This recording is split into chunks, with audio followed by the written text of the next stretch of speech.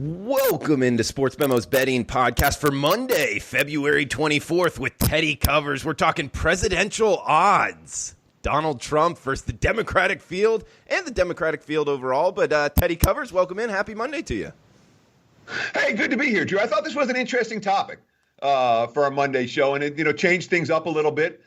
And this is not about where my political leanings are or your political leanings are, Drew, or any of our audience's political leanings are. Okay? I don't care if you're a liberal. I don't care if you're conservative. I don't care if you're whichever side you like. This is about realistic odds about who's going to win in 2020, which we didn't have in 2016 because, and we'll talk about it in a moment, Drew, this is not a true marketplace in the sense of the sports betting marketplace. In sports betting, all right, you might have opinions, you might have fandom. It's not a huge deal, okay? The markets are going to move towards who they think are going to win the game or cover the spread or whatever. In political betting, all the bettors have opinions, political opinions. And as we saw in 2016, those who were involved in the markets tended to skew a little bit less conservative than the U.S. public as a whole. And that's why we saw, Trump as 8-1 dog to beat Hillary. It had to do with market inefficiency more than the fact that Trump pulled off this incredible upset. It was a huge upset, make no mistake about it. But those weren't true odds. Those were odds that were based on the political leanings of the people who were involved in the betting markets, which is very similar to the situation that we have for the 2020 election. The wise guys don't love Trump, and it shows in these odds. And Teddy, just to kind of recap here, we're going to be kind of quoting Bet Online odds here. So that's what we'll go off of. There are other lines out there, but I guess this is just kind of the most popular ones that we can go off of here, Teddy. And when you bring up the fact of, where the wise guy leans were and they weren't exactly true odds, is that because the information to get odds has changed over the last decade, even plus, in terms of who's actually going to win? It's very hard to gauge now compared to the past. Not necessarily, no. I think it was bias. I think it was class. Again, if you want to throw out the terminology, it was liberal bias in the betting markets. Okay, they couldn't conceive of enough people in the key states voting for Trump. They recognized that Trump was going to lose the popular vote, and the popular vote and the electoral college vote are two very different things. And when we talk about the odds here, the odds are very similar.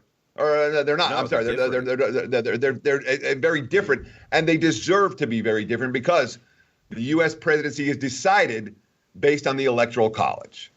And in this system, this constitutionally designed system was designed to make sure that all the states had their rights heard, had their voices heard. Back in the 1700s.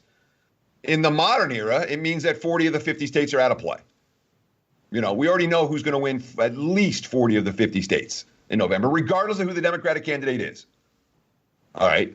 So it really means that in these 6 or 8 or 10 toss-up states, that's where the election gets decided. And that's where the odds need to be reflective of.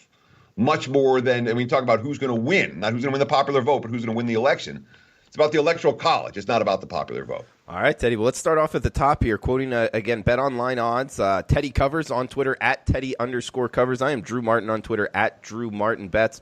Find both of us at sportsmemo.com. Podcast going each and every day, Monday through Friday, sportsmemo.com, podcast tab, or wherever you download your podcasts at. Also simulcast on YouTube at Sports Memo and at Wager Talk YouTube.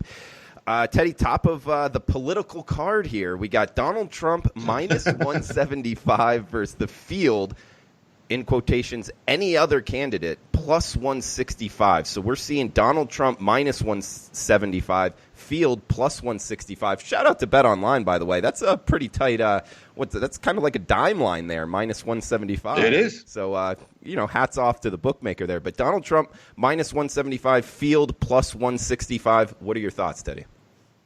So I've done a bunch of research on the history of betting.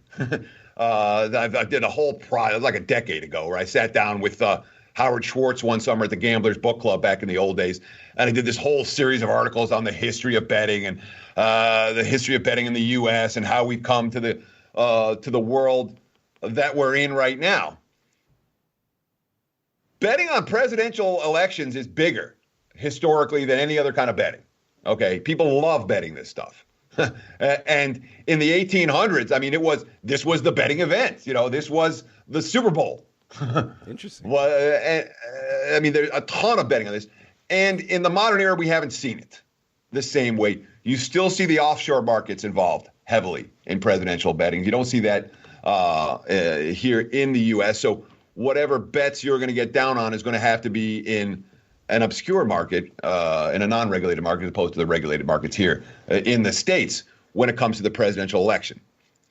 We talk about Trump minus 175, and we can go through the Democratic candidates one by one. I don't know how deep you want to get into this. We will. But just wanted to start every Democratic candidate is flawed in some ways. And this election comes down to 4 states. I mean, it really does. Florida, Michigan, Pennsylvania, Wisconsin. All right. You can take all the popular vote out of the equation. All right. Whoever the Democratic nominee is going to win is going to win New York. They're going to win California. Whoever Trump is going to win the state that carry the South and carry the West. There's not a lot of states that are actually in play.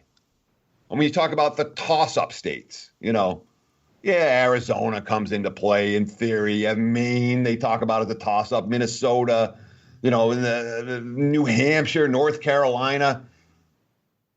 I'm not buying it. I really think it comes down to a very small handful of states that the Democrats need to flip from what happened in 2016. In particular, again, Florida, Wisconsin, Pennsylvania, Michigan. Democrats got to win all those. I don't know if they can. I don't think they can.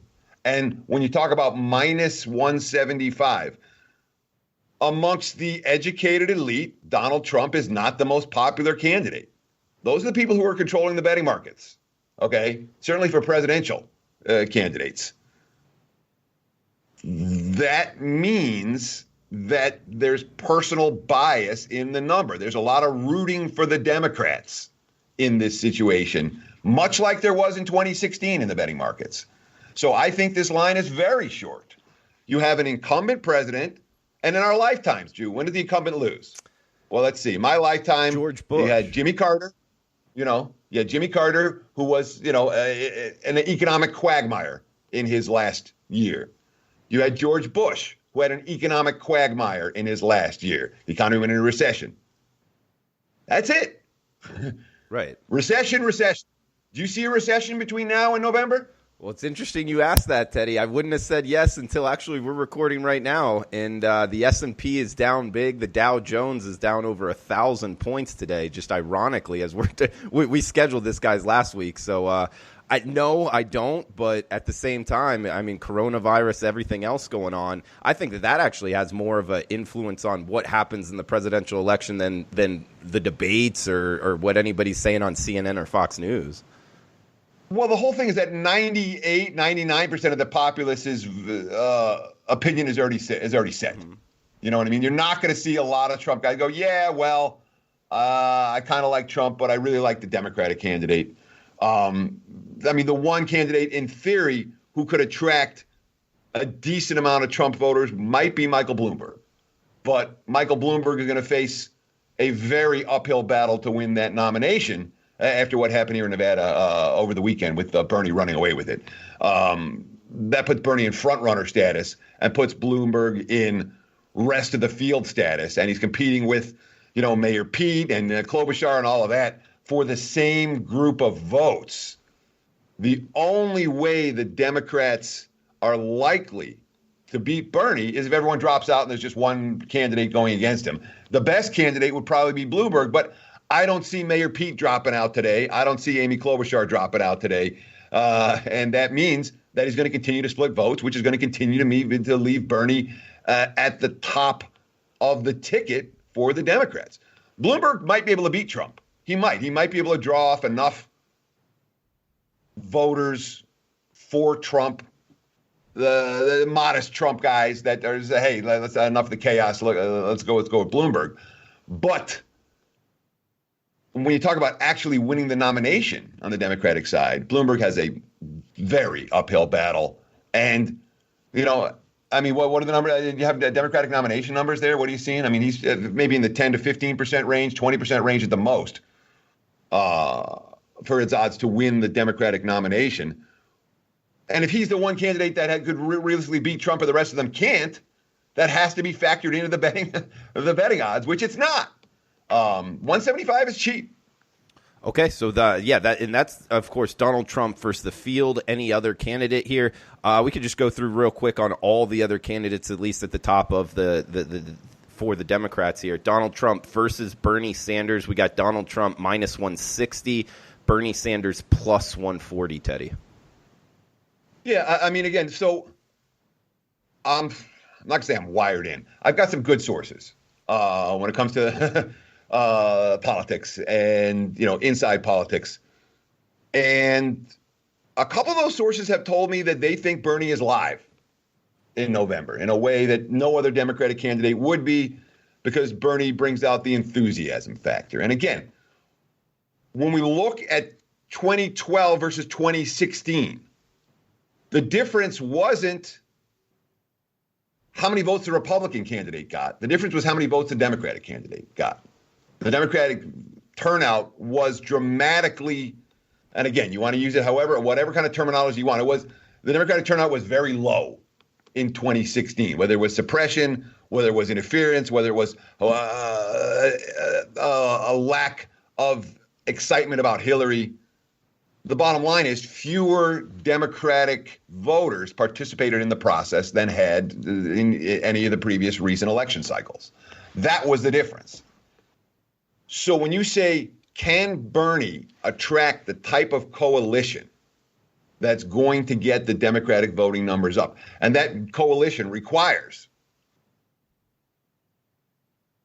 African Americans, Latinos, suburban women,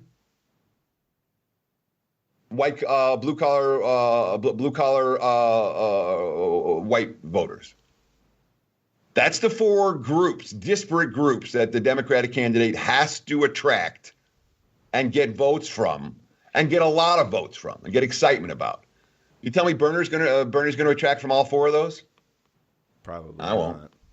You know, again, my people that I respect tell me that Bernie's live. From my eyes, I don't see it. You know, again, live. Should Bernie be a $2 dog? Yeah, maybe. 250? Yeah, maybe. I mean, again, I think Trump should be in the minus 300 range against anybody. So to say that is Bernie going to attract the turnout? And again, the enthusiasm, the young people are really enthusiastic for Bernie. But as we know, and again, you go back and look at, you know, since the voting went from 21 to 18 for McGovern in 72. All right, young people don't vote. As enthusiastic as they are, they don't vote the way seniors vote. And the seniors vote is reliably conservative.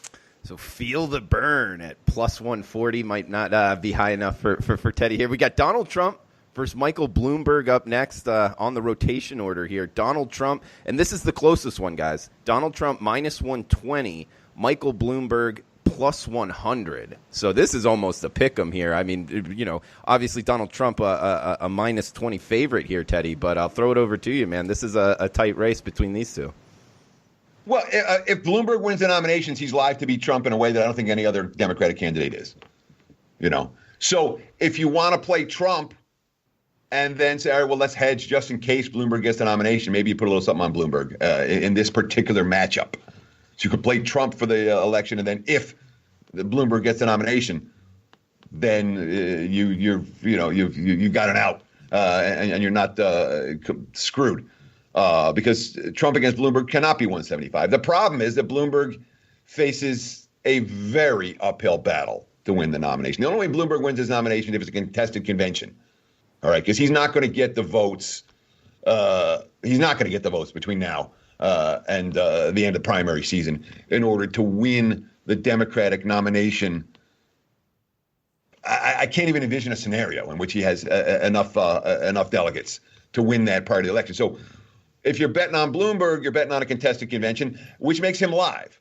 And we haven't seen a contested convention. I haven't seen it in my lifetime. I don't know what it would look like. We have reports of what they used to look like back in the day.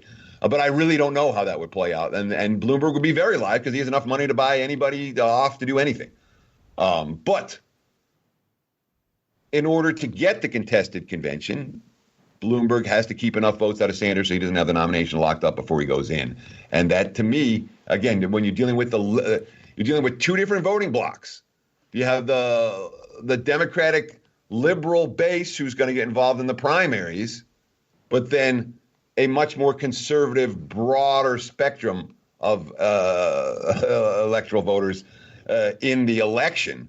And when you talk about the liberal Democratic base in Bloomberg, Bloomberg was elected mayor of New York twice as a Republican. So it's really hard for me to see that liberal base starting to rally around the guy, which means I think he's a long shot to. We haven't seen the contested nomination. I don't think Bloomberg can get enough delegates. He can only win a contested nomination. I don't think that he can. I don't think that he will have the support necessarily to do that. So I would not. Bloomberg versus Trump makes a good matchup for the Democrats, but I don't think Bloomberg can get there. Teddy, this question, I'm just going to shoot it out there. There might be some political buffs out there that come at me, but shows how much I am into politics here, more into the betting side of things. But what exactly is a contested convention? A contested convention means that nobody has enough delegates to secure the nomination before the convention. Everyone votes once; they're locked into the candidate that they were that they're the delegate for, and then after that first vote, there will be however many votes is necessary to find until they get somebody to be somebody wins enough votes for nomination. So a contested convention is a nomination where going into the convention you don't know who's going to win the nomination. Okay, and then which hasn't happened in our lifetime. I mean, the last time. I don't remember. I think 1964. I think Goldwater was a contested convention in 1964. I'm not sure. In the modern era, it hasn't happened. Okay. Someone's always had even Trump, who wasn't, who was getting, 30-35% like Sanders is getting now. Yeah, I remember they talked about that. And there was concern, hey, if we have a contested. By the time May and June rolled around, and the other candidates had dropped, Trump had enough, had ample votes to secure the nomination on the first vote. Okay, so Bloomberg having money actually probably helps him. Well, it helps him in the advertising, but 1,000 ways. It helps him enough. Yeah. Yeah. I mean, Bloomberg having money, because you and I were talking off air. You're like, you want to talk about Mayor Pete now? He's the next one up. Sure. I mean, you were saying that you thought Mayor Pete was was the most likely candidate to be able to beat Trump. I don't know that America's ready to vote for a gay president. I really don't. And while historically the younger candidate tends to do very well against the older candidate, and you look at elections where there is a generational divide between the candidates, right, and it's really strong in favor of the younger candidate. It really is. It's hard for me to. I don't think we're as a country in a place where we're going to elect a gay president yet. I really don't. It comes down to I guess we can just read it off. I'll throw it over to you, Teddy. And guys, I also wanted to go back to, if you're not really into sports betting, what these numbers actually mean. Like next one up here, Donald Trump versus Pete Buttigieg. We got Donald Trump minus 170, Pete Buttigieg plus 150. The minus 170 there, it means you have to risk $170 to win $100. That means he's the favorite. You're having to risk more money. Pete Buttigieg plus 150 underdog, meaning you only have to risk $100, and if he wins, you win $150. So that's kind of what the numbers mean here and how much each candidate is a favorite or underdog. So we got Donald Trump minus 170, Pete Buttigieg plus 150. I'll throw it over to you, Teddy, and then I'll tell you why I think he at least has a shot to beat Trump. Yeah, the younger candidate wins, but Mayor Pete, he's fighting in a very crowded space to get the nomination. And when you get that burst, he had that burst coming out of Iowa and out of New Hampshire, and you get that burst, you have to maintain that. What's happened with Mayor Pete is he's not going to win. He didn't win poorly in Nevada. He's not going to win South Carolina. He's going to go into Super Tuesday and be one of X number of other candidates. And he's splitting votes with Klobuchar and Bloomberg. So to see him further down in the field right now, he's in my mind, a prohibitive long shot to make the postseason. To make the to win the nomination. For a lot of the stuff that people like Mayor, and again, Mayor Pete has some of the things that make a really good candidate. He's got that approachability, that chatability. People like the young guys. There's certainly things in his favor, but he's in a crowded space. And I'm sorry, even in 2020, this country's not ready to elect a gay president. We're not. And I'm confident that would be, regardless of your personal opinions, I don't think the over 50 set's going to vote for a gay president. And that's going to, if Buttigieg is the nominee, Trump minus $3 is cheap, in my opinion. Yeah, heck, there's an argument to that. And as you're talking, I'm starting to think, yeah, you're right. He might not even, he's probably not going to get the Democratic nomination here just because he's starting to get behind. And you're right, it's starting to kind of snowball on him. I'm starting to worry about that as well. What I wanted to bring up, though, Teddy, was it seems like, at least throughout my lifetime, the more kind of likable president, I always call it kind of just the want to get a beer with, who would you choose? Up until, Trump versus Hillary, which I don't know if a lot of people would choose to get either. Just that it doesn't. I don't think Trump drinks, and I don't know if Hillary comes off that way. But before that, I feel like the president that the beer factor, it won every single time throughout my lifetime. Just kind of the likability factor, and he kind of comes off that way with the charisma and the talk and that. Whereas the other people in the race don't really catch me like that. And I feel like the American voter is more simplistic. You want to dig down deep on the news channels. But really, Obama won on hope and change. Trump won on make America great again. You put it on a poster, you put it on a hat. It's simple, and it's just likability, and that's who people vote for. That's why I think Mayor Pete has a shot. Obama won in 3 days. All right, that was a pick 'em election. The economy melted down. John McCain just said, I'm going to go back to D.C., and the markets moved from Obama minus 120 to Obama minus 400 in 3 or 4 days. That was when the Wall Street firm collapsed. It was in September. No,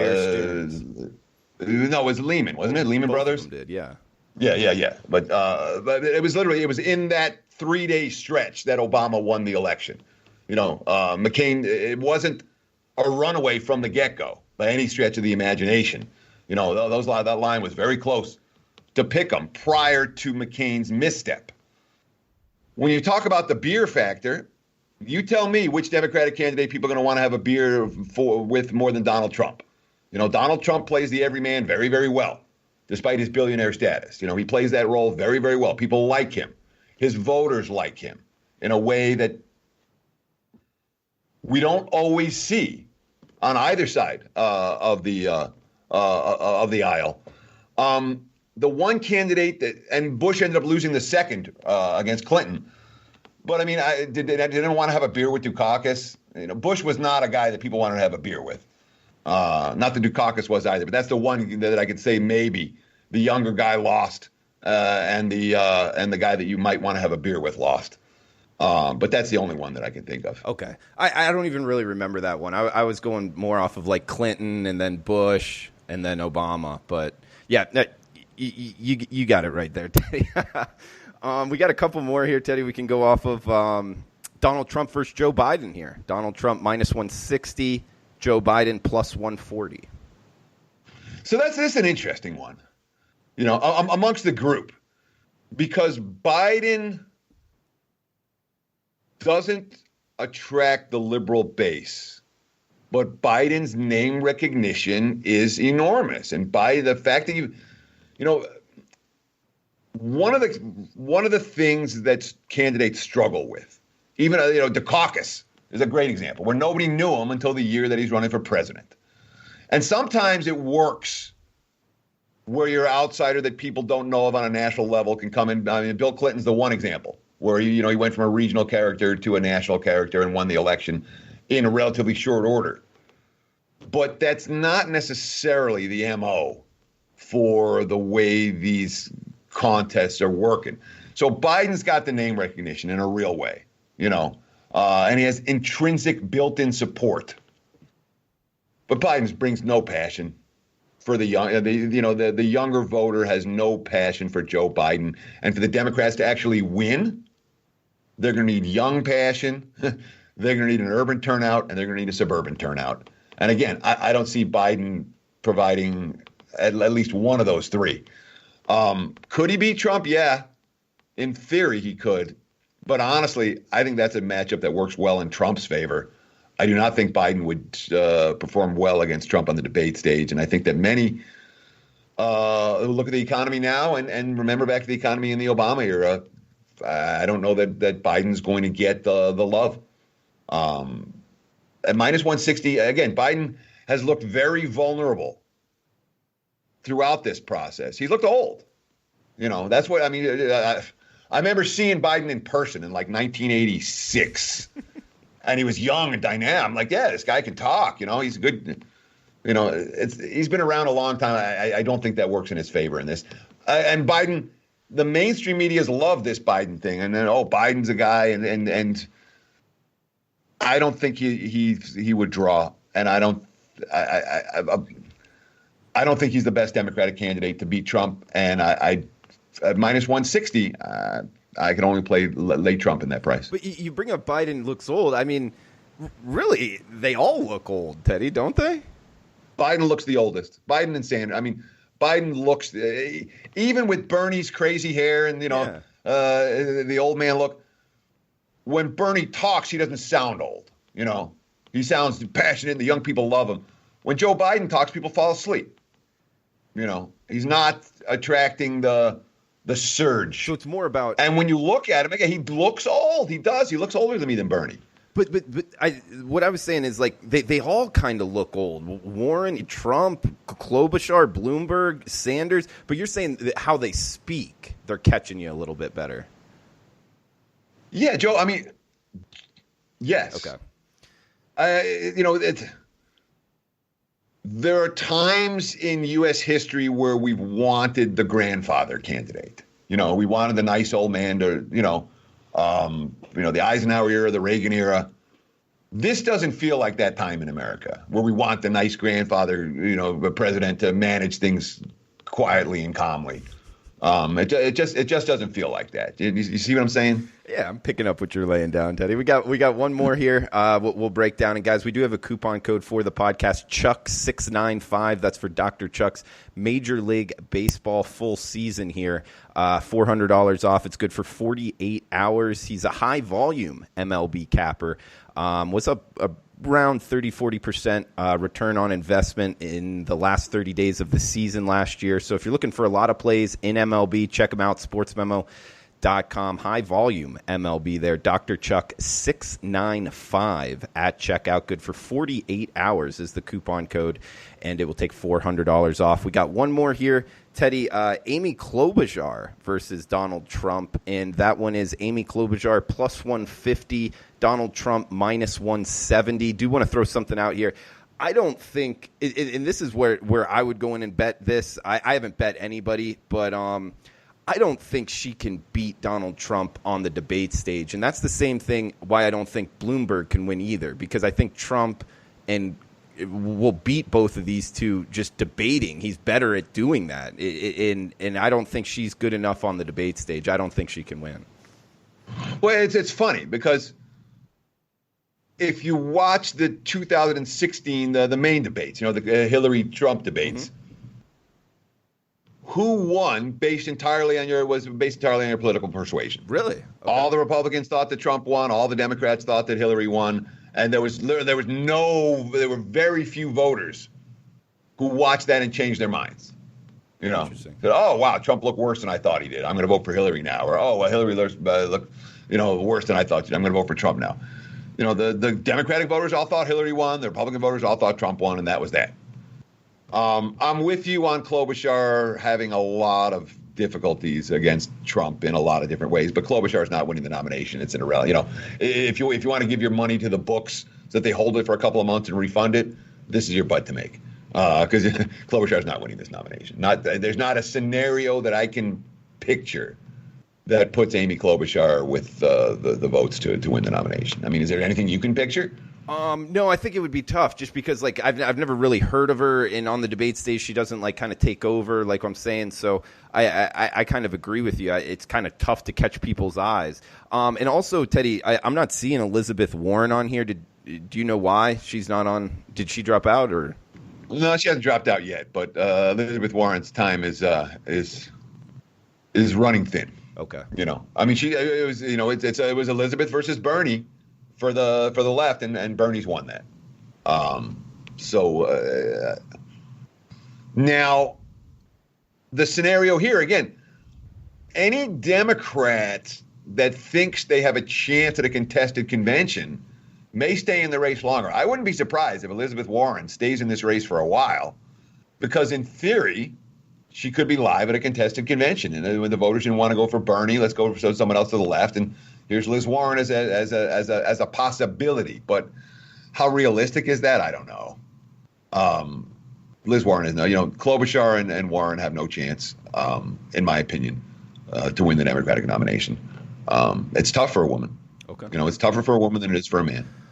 Teddy, last one I wanted to kind of bring up here is the popular vote. You can bet on that as well. We got Donald Trump versus the field. And this is interesting because Donald Trump was a favorite in all of the matchups here. But talking about the popular vote, guys, Donald Trump plus 155 underdog and the field minus 175. So all of a sudden he becomes an underdog in terms of the popular vote, Teddy. Well, yeah. I mean, he lost the popular vote by, 3 million in the first a meeting between Trump and the Democrats. And when you when you look at the big population states, you know, your California is going to go what? 3-1 for the Democrat. Okay. I don't know. New York's going to go heavily for the Democrat. Jersey, the states with the population base, the biggest population base, Illinois, they tend to vote Democrat and vote Democrat strongly. The states where the Republicans have an edge, Texas, certainly stands out. Georgia, Florida's a contested state, I would say, but it's certainly been a Republican state. Arizona's been a Republican state. These are not states where the Republicans are going to win 70-30, like the Democrats are going to win those in California and New York and all of those. So from a popular vote standpoint, the Democratic candidate already has an edge. That said, that's not a bet I want to make until I know who the Democratic candidate is. Because a lot of this election is going to be, in terms of margins and that sort of thing, it has everything to do with turnout. Turnout has everything to do with enthusiasm and voter suppression. And we need to know if the candidate is going to be someone who Democrats are actually enthused about, or if it's, we just got this guy because maybe he can beat Trump. And then we don't have the level of enthusiasm that perhaps they might need to get the popular vote turnout. Like a Bloomberg might be a classic example, where Bloomberg probably helps the Democrats from an electoral standpoint. I don't know that he helps them from a win the popular vote standpoint. Good point. Does that make sense? It makes total sense. That's not a bet I would make until I knew the Democratic nominee. Okay. The better bet to me right now is Trump to win. Teddy Covers, a man of many talents. He's red hot right now, 11-2, 85% all sports last 6 days. College hoops heating up as well. Guys, check him out, sportsmemo.com. It's $9 Monday. He's got a play up there, West Coast Wipeout. So late night start here on sportsmemo.com, discounted to just $9. All plays discounted to just $9 at sportsmemo.com. DruMartinBets.com. We also got the coupon for the podcast, Chuck, 695 at checkout for Dr. Chuck's full MLB season. If you're looking for a high-volume MLB handicapper, he's probably your guy. Chuck, 695 at checkout for $400 off his full season MLB package. Teddy, you want to throw anything else out before we shut this down? I don't know. It was kind of, look, it was an interesting discussion. This is the first political podcast I've ever done. And no, that's not, honestly, you talk about me, I'm incredibly boring, Drew. My only hobby is this politics stuff. Okay. That's all I do. But I am interested in it. It fascinates me. It always has. And the horse race element of it and the betting element of it fascinates me as well. And that's why I appreciate you giving me the time to do this podcast. We'll do another one, hopefully, at some point before the general election. We talked last week, and I didn't have a coupon code for you guys. I didn't have the code. And again, one of the things that we're thinking about for next football season, and it's just thinking about how to do it properly. I want to be able to get people plays as I'm making them. So the concept was I'm going to make the bet, I'm going to screenshot it, I'm going to tweet it to everybody. We're looking to put some type of service like that for people together. If you're interested, this is just an interest list. But if you're interested, please text TC, Teddy Covers, TC, to 33222. That's all you got to do. Just text TC to 33222. When we figure out what we're going to do, we'll contact you. And hopefully it'll be something you're interested in. So thank you. And that's all I have to say for today. All right, and guys. Though I'm pissed. You said I'm running good. I was 11-0 going into yesterday. I'm still mad about yesterday. But it's good to have a little hot streak going. It's time, and let's see if we can keep it rolling. Yeah, check them out, sportsmemo.com, guys. $9 Monday. Let us also know in the comments on Twitter, at Teddy_covers, at Drew Martin Bets, if you like the podcast, what you think we need to change for last time, and if we should do another presidential odds podcast in the future. But, guys, best of luck with your bets. We'll be back tomorrow with Andrew McGinnis talking NHL handicapping. So best of luck with your bets, guys.